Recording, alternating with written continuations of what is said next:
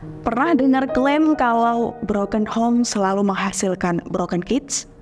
Alias anak-anak yang ngalamin hal itu bakal jadi anak-anak yang bermasalah juga. Tapi, apakah beneran selalu begitu? Tonton video ini sampai habis supaya kamu dapat informasinya secara utuh.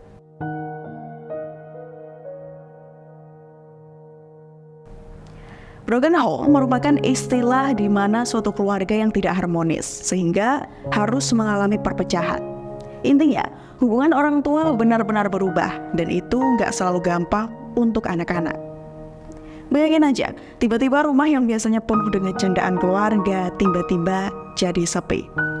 Biasanya, kita main bersama-sama, tapi sekarang nggak lagi. Nah, ini bisa bikin kita ngerasa kehilangan. Apalagi kalau kita lihat orang tua kita sering berantem, pasti bikin perasaan kita campur aduk. Selain itu, ada juga perasaan gak aman. Kita jadi merasa gak yakin lagi tentang apa yang akan terjadi. Semuanya jadi kayak gak stabil gitu. Dan itu bisa bikin kita khawatir terus. Broken home itu bisa ngaruh banget ke perasaan kita sebagai anak. Rasanya kayak ada yang kurang, bahkan hilang, dan kadang kita jadi gak tahu harus ngapain. Broken home selalu menghasilkan broken kids. Tapi apakah benar-benar seperti itu? Pertama, bayangin perasaan anak ketika mereka menyaksikan perpecahan orang tua mereka. Mungkin mereka merasa kebingungan dan sedih. Adanya konflik antara orang tua mereka, mungkin mereka merasa terjebak di tengah-tengah pertengkaran yang mereka tidak mengerti. Rasa aman dan stabil yang biasanya datang dari lingkungan keluarga bisa hilang tiba-tiba. Anak-anak dari broken home juga mungkin merasa bahwa mereka harus memilih pihak antara orang tua mereka. Ini bisa menjadi beban emosional yang berat, terutama jika mereka merasa bertanggung jawab atas situasi ini. Ada beban mental yang berat. Mereka harus merasakan dan memilih atau berusaha untuk menyenangkan salah satu di antara kedua orang tuanya. Selain itu, resiko perilaku negatif juga bisa meningkat pada anak-anak dari broken home. Kehilangan stabilitas dan perhatian dari kedua orang tua bisa membuat mereka mencari cara lain untuk mengisi kekosongan. Mereka mungkin tergoda untuk bergaul dengan kelompok yang tidak sehat atau terlibat dalam perilaku yang beresiko seperti penyimpangan sosial, pergaulan bebas, hingga kriminalitas.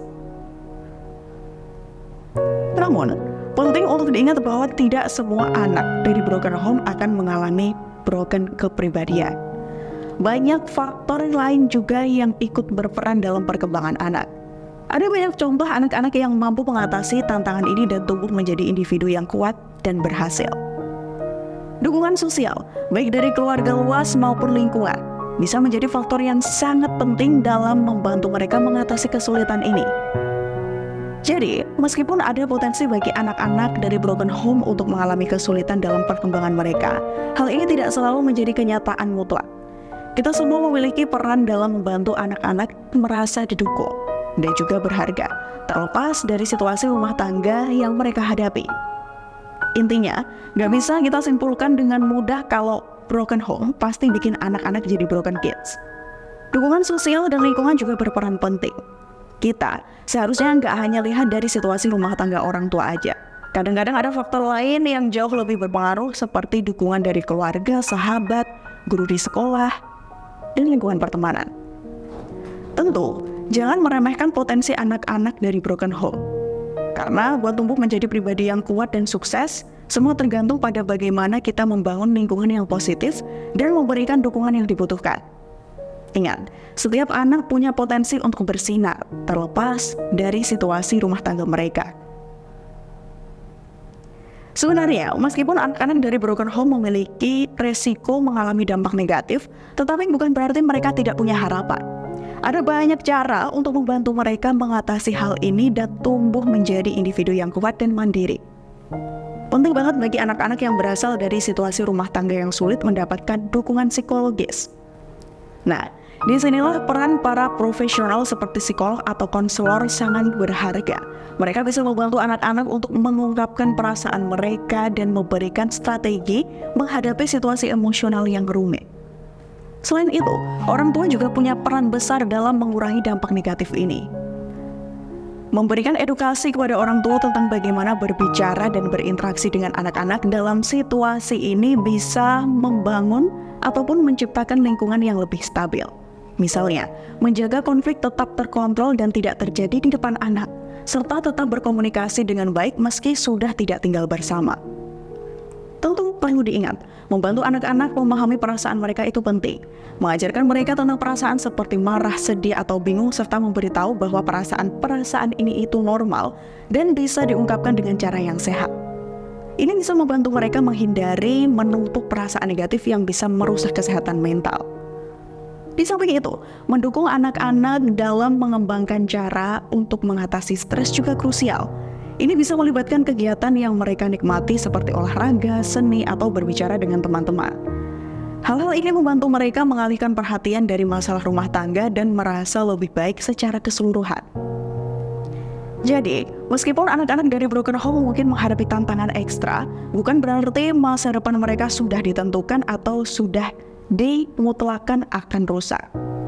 Dukungan dari para profesional, orang tua, dan lingkungan yang baik bisa membantu mereka mengatasi dampak negatif ini dan tumbuh menjadi pribadi yang tangguh dan bahagia. Nah, intinya, nggak selamanya klaim bahwa rumah tangga yang retak selalu bikin anak jadi bermasalah. Itu bukan benar adanya.